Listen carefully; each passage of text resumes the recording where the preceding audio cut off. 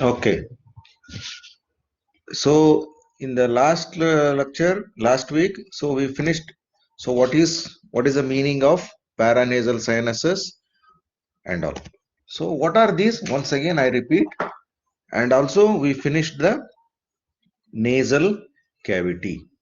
So these are air-filled cavities, like so. The see here, all these colored areas. So they are air-filled cavities. So cavities means these are the spaces. So what are the paranasal sinuses? They are ethmoidal, sphenoid, frontal, and maxillary bone. So where they are present? They all are present in the respective bones. So I mean, so ethmoid sinus in the ethmoid bone, sphenoid sinus inside the sphenoid bone, frontal sinus in the frontal bone, maxillary sinus in the maxillary bone. Okay. And then, so all these are the part of the respiratory system. So that is why they are covered or lined by respiratory mucosa. So it's a mucosal layer. And then where they drain means or open. So where they open in the nasal cavity.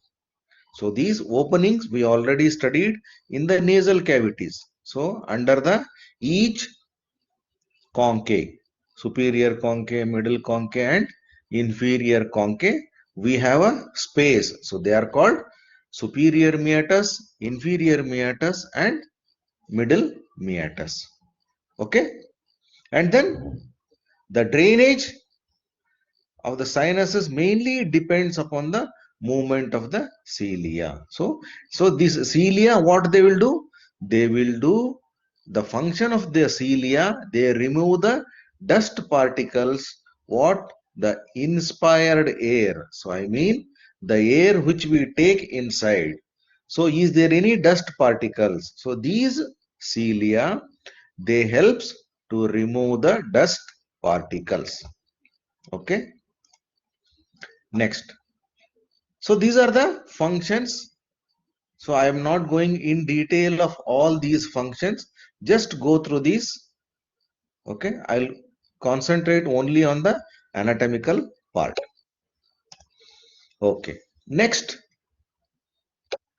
the major sinus. So the sinuses. So one of the biggest sinus, largest sinus is the maxillary sinus. Okay. Now, so it has a, so this here, this will be the maxillary sinus. This is the maxillary sinus here. Okay. Now, so it has, this is the base, and then, and here is the apex. This is the apex, and here is the base. So, so what is the shape? So first one is, it is pyramidal in shape, and then the base. So here, this part. So the base is formed by the lateral wall of the nose. Okay. And then the apex is by the zygomatic process.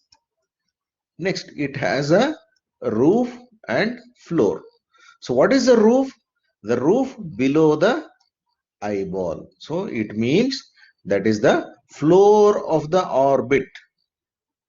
That is the floor of the orbital orbit or orbital cavity.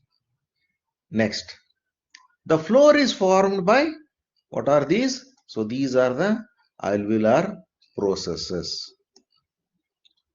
So alveolar borders or alveolar process. And then what are the roots? So which are the tooths? They are relating in the maxillary sinus. So they are first and second premolar tooths and the third molar tooth. So they are in relation with the maxillary sinus. Okay, where this maxillary sinus opens? So this we already know, the opening of all the sinuses. So it opens in the middle meatus and supplied by superior alveolar and inferior orbital nerve. So next is the frontal sinus. So some of the things we already know about the frontal sinus. So what all the things we know? So we know the frontal sinus is present in the frontal bone. And then where it is opening. Yes. So its location and opening. And then it is opening in the middle meatus. And it is triangular in shape.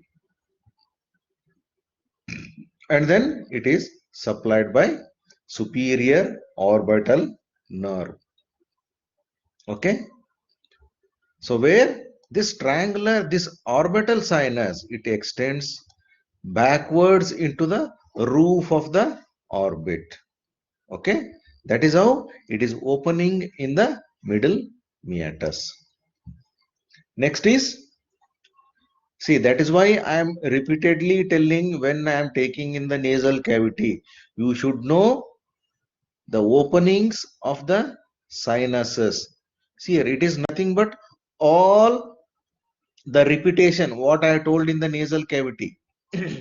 So ethmoidal sinus, they are present in the ethmoidal bone between nose and the orbit. See here, this area. So this is the area presence of the ethmoidal sinus. This area. See here. Okay. So these ethmoidal sinus, they are in three groups: anterior, middle, and posterior.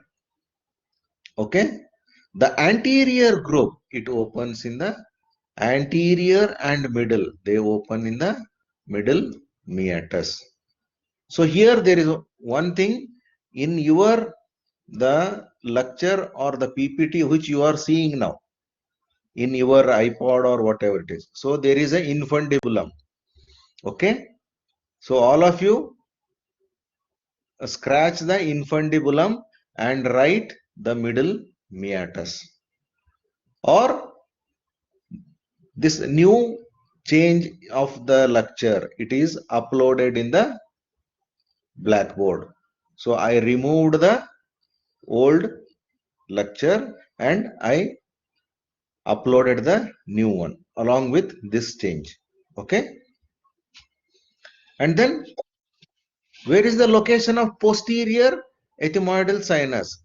The posterior ethmoidal sinus, it opens in the superior meatus. Okay. And it is supplied by anterior and posterior ethmoidal nerves.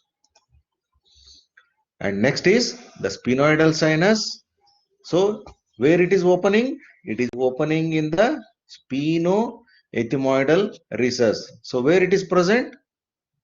Sphenoethmoidal recess. It is present above the superior concave. And where it is located? In the body of sphenoid bone, supplied by posterior ethmoidal nerves. Okay. Next. So next one. So this chart will help you, may help the things will become easier for you. So how it is? So here there are three sections: sinuses, here the sinuses, drainage, and location. It means the name of all the sinuses and where they open. Drainage means where they are opening and where they are present. Okay. So if you remember this chart, so all the things you can remember in one table. Next. So next one is Here you remember these 3 points. So one is, what is the infection of all the sinus is called sinusitis. And then this point 2, 4. 1, 2, 3, 4. Okay. So these are the clinical things you should know. So what happens if there is any blockage? Frontal and ethmoidal sinus can easily spread the infections. So because they are very closely related to the all other sinuses, and where they spreading? They are spreading to the maxillary sinus because of the location of their openings.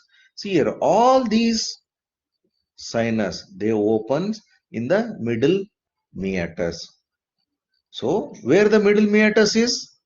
It is very close to the maxillary bone or maxillary sinus. Next, infection of upper teeth.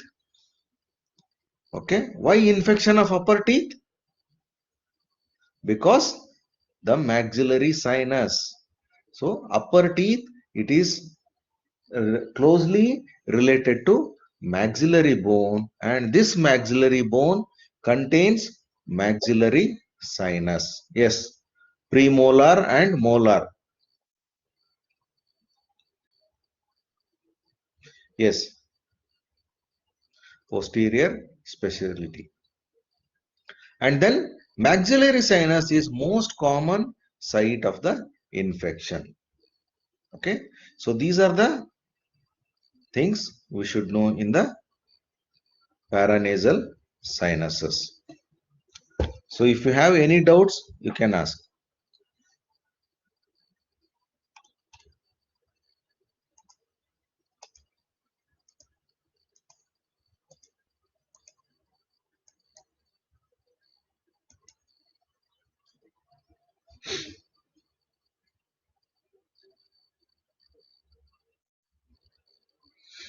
Okay then.